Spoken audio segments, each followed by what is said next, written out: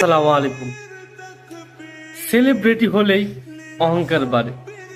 Celebrity হলেই মানুষের সাথে কথা বলতে গেলে টাকা পয়সা লাগে। কিন্তু সেলিব্রিটিগুলা বানালো কি? সাধারণ পাবলিকই তো। আসলে আমরা সাধারণ মানুষ বোকা টাইপের।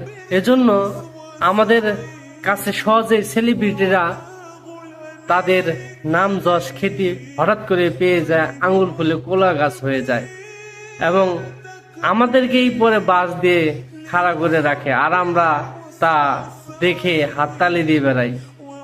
আমরা আসলেই কেমন জানি, মানে ভালো কিছুর ভিতরে আমাদের খুঁজে পাওয়া যাবে না, যত মন্দ কিছুর ভিতরে আমাদের যত কথাবার্তা, চাল চলন, সময় নষ্ট। আল্লাহ তাআলা আমাদের হেদায়েত দান করুক, সঠিক বুঝার তৌফিক দান করুক, দোয়া করি। কারণ দোয়া ছাড়া এর বাইরে কিছু বলার কিছু নাই। মানুষের দিল মন মানুষ যদি পরিবর্তন না করে, আল্লাহ তাআলা নিজে এসে পরিবর্তন করে দিতে পারবে না।